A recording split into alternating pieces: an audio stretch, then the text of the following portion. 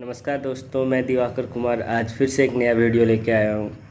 आज हम पढ़ेंगे डाइजेस्टिव सिस्टम।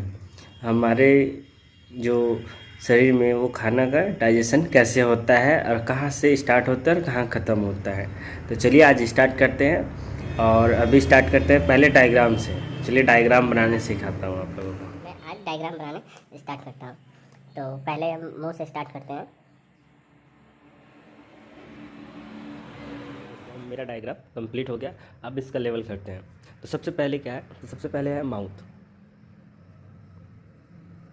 माउथ है, फिर माउथ के बाद आता है ओसोफेगस। इसको हम बोल सकते हैं फूड पाइप। इसको ओसोफेगस भी बोल सकते हैं।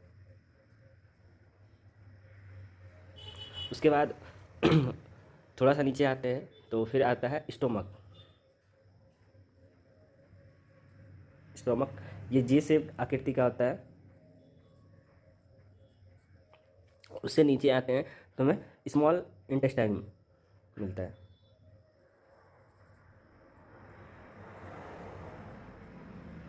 स्मॉल इंटेस्टाइन के बाद होता है लार्ज इंटेस्टाइन।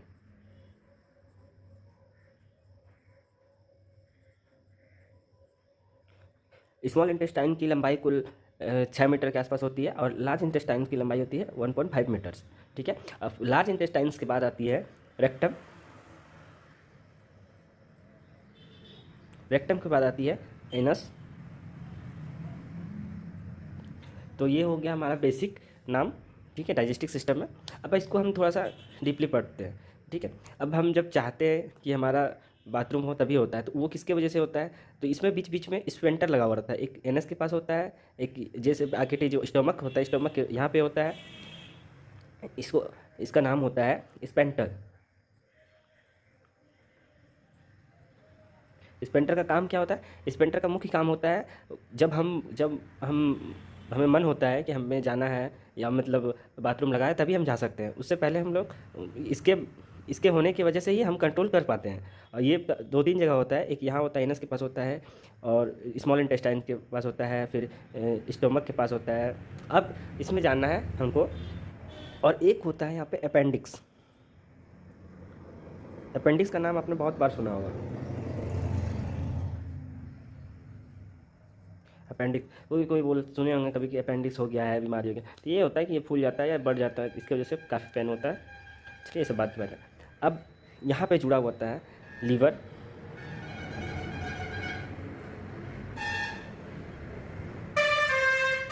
ये लीवर जुड़ा हुआ रहता है इस जगह पे।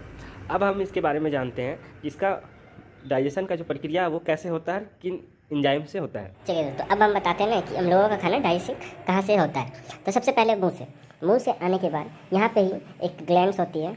इस ग्लैंड्स का नाम होता है salivary gland.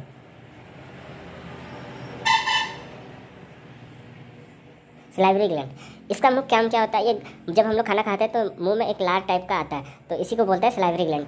Salivary gland secrete करता है saliva enzyme.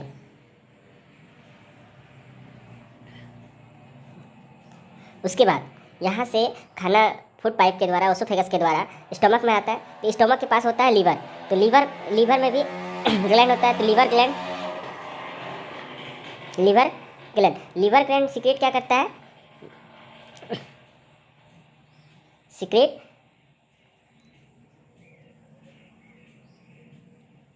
Greenish yellow bile. ये लीवर ग्लैंड जो होता है सीक्रेट करता है ग्रीनिश येलो बाइल, जो एक प्रकार का एंजाइम ही होता है। और फिर आ जाता है लीवर में उपस्थित होता है पेनक्रियाज। लीवर के पास ही होता है। तो पेनक्रियाज यहाँ पे होता है। तो पेनक्रियाज का काम होता है, पेनक्रियाज 3 एंजाइम को सीक्रेट करता है।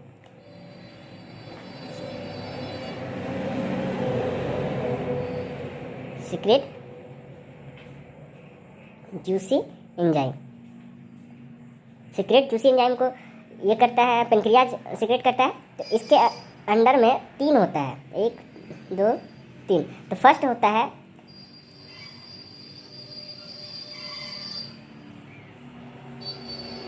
पेनसेटिक एनामाइलेज। पैप्सिन और लाइपेज। बस यही है मुख्य काम डाइजेस्टिक सिस्टम का।